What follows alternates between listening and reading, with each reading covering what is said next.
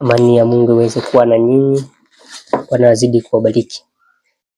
Lakini katika kipengele hiki tunakwenda kuangalia habari ya mambo ambayo yanazidi kuendelea.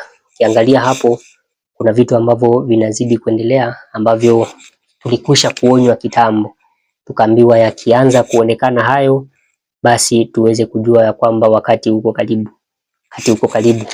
Sasa ninaomba niweze kuonyesha tu kile ambacho kilikuwa kimekwisha kusema kwamba kitakuja kutokea, na nitakuja kuonyesha hatari ambayo mama Aita alikuwa amekwisha kuonya tokea kitambo. Sikiliza kidogo hapo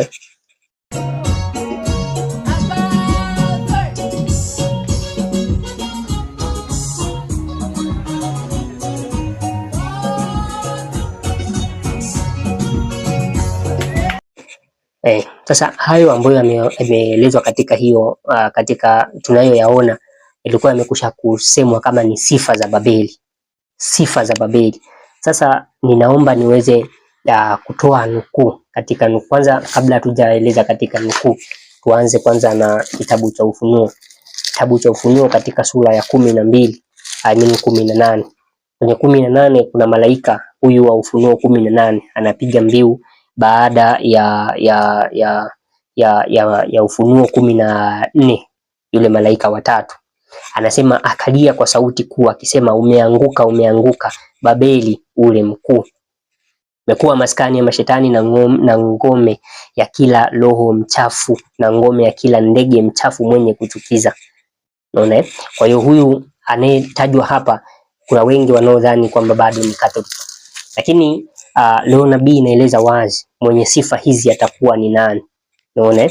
Kwa sasa ili tuweze kuelewa ni lazima sasa tuweze kuangalia kwanza neno Babeli lililotumika hapo litakuwa na maana gani. Maana tukielewa hapo ndipo ambapo tutapiga hatua kuanza kuelewa kumbe ubabeli umeanza kuingia katika linalodaiwa kuwa ni kanisa. Kwenye kitabu cha Pambano Kuu sura ya 21. Sasa hizi kwenye ukurasa zinakuwa zinapingana kutokana na matoleo, lakini kwenye Ufunuo Publishers ni ukurasa wa 315. Nitaanzia hapo nisitoe maana ya neno Babeli. Maana ya neno Babeli, ukiwa na kitabu cha kwako hapo utaweza kupitia vizuri uone maana ya neno Babeli. Anasema neno Babeli linatokana na neno Babel, linamaanisha machukizo. Linatumika katika maandiko kuelezea namna mbalimbali za dini ya uongo au dini iliyoasi. Kwa hiyo dini yoyote iliyoasi itakuwa inaitwa jina Babeli. Unaona? Hiyo ndio kwa mujibu wa huo ukurasa. Sasa ni dini gani inayorejelewa kama kwa Ufunuo 14 na Ufunuo 18?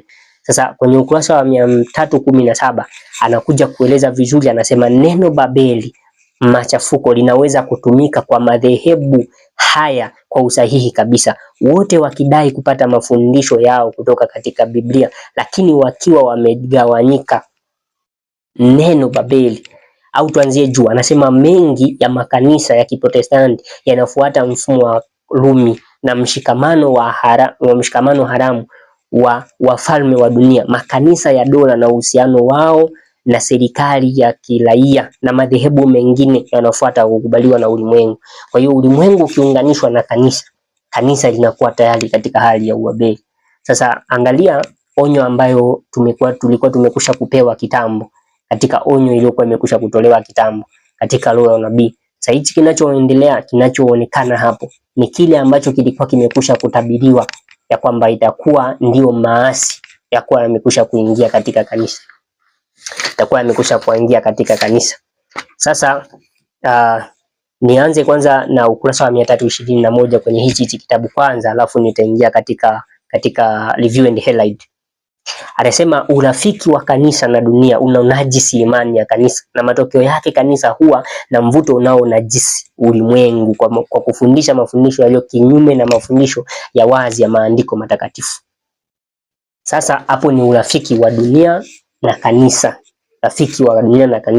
Onyo lililokuwa limekusha kutolewa kama ulimwengu utaingia katika kanisa na kanisa kunajisiwa. Hiki kilichosemwa katika Ufunuo 18 kitakuwa kimekusha kutimia ndani ya kanisa. Na kusomea Review and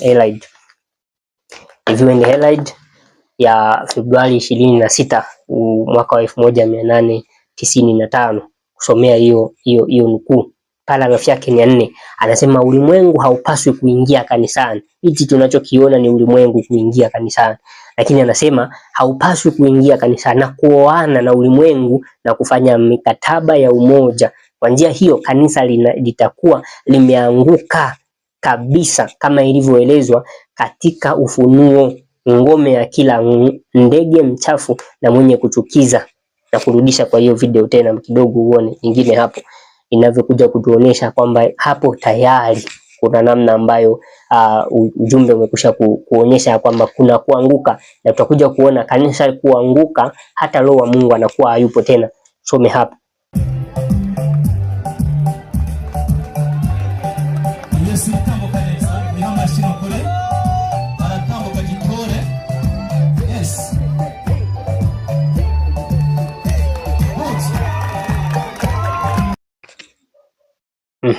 Sasa ukiangalia vizuri unakuja kukuta ya kwamba hakuna muonekano wa Roho Mtakatifu kuwa hapo. Hakuna muonekano hapo. Tulitakiwa au tulitegemea tuweze kupata ya kwamba kuna kuhubiriwa kwa neno la Mungu, lakini huu ukweli unaanza kutolewa kwa sababu ya kuwepo vitu ambavyo viko nje na mfumo, nje kabisa na mkakati wa Injili. Sasa anasema ya kwamba nairudia hii aya, halafu nitakuja kwenda tena katika manuscript ambapo Roho wa Mungu kupitia kinywa cha nabii wake anaonya kanisa. Anasema ulimwengu haupaswi kuingizwa kanisani na kuoana na ulimwengu na kufanya mikataba ya umoja. Kwa njia hiyo kanisa litakuwa limeanguka. Kabisa, na kama linavyoelezwa katika Ufunuo. Kwa hiyo katika Ufunuo, kama ngome wa kila pepo mchafu, uchafu huu ukija kuingia, na kumbuka uchafu huu unavyokuja kuingia, Roho wa Mungu hawezi kuungamanika kabisa na uchafu huu. Kwa hiyo Roho wa Mungu ni lazima atoke. Sasa tuangalie leo nabii imesemaje, nini kitamtoa Roho wa Mungu hasa ni nini kama sio hiki unachokiona hapo. Twende manuscript ya 12. Tunasoma manuscript ya 12. Manuscript 12 ukurasa wa 220, paragrafu yake ni ya 3. Tunasoma hapo vizuri kidogo uone. Anasema wakati kanisa litakapotegemea gwaride, sherehe na maonyesho, wana uhakika kwamba utakatifu wa ndani umekosekana, kufanya mambo pasipo kuwepo wa Roho Mtakatifu, kuufisha umaskini wa kiroho na uasi. Muonekano wa nje ufanywe kuvutia sana. Hii ni manuscript ya 12 220.3. Kwa hiyo kumbe tutakapoanza kuona kanisa linategemea gwaride na sherehe na maonyesho, tuna uhakika kabisa ya kwamba Roho wa Mungu amekwisha kutoweka. Nini kinabaki? Ni sifa za Babeli ndio zinabaki hapo, na watu wa Mungu wataitwa kutoka kwake kama zikianza kuonekana hapo. Ndio maana ukiangalia katika kipindi cha nyuma kuna watu waliokuwa wanasema kanisa lilikuwa ni Babeli toka kitambo, lakini Mama White alikuwa amekwisha kuwapinga kwa sababu lilikuwa bado halijaonyesha hivi viashiria. Ndio anasema wakati kanisa linapotegemea gwaride, wakati bado wapo, ulikuwa bado hawajaanza kutegemea. Leo zinaanza kutegemewa, tayari kuna Roho wa Mungu kutoweka. Ndio tunaosoma sasa hapo katika hiyo Ufunuo 18 mstari wake ni 4. Anasema kisha nikasikia sauti nyingine kutoka mbinguni ikisema, tokeni kwake enyi watu wangu, msishiriki dhambi zake wala msipokee mapigo yake.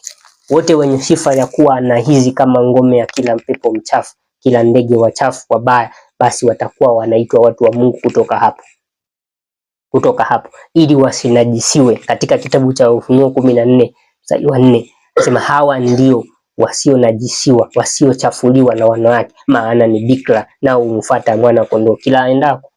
Ndio wenye sifa ya kuwa na ukweli. Lazima tutembee na ukweli kila ulipo, ili tutoke Babeli, tutoke kila ambapo pana uchafu, kila ambapo panakuja kuleta ambapo neno la Mungu linakuwa limekusha kuachwa na shuhuda kukanyagwa katika miguu ya watu. Hapapaswi kubaki hapo, hatupaswi kubaki hapo kabisa.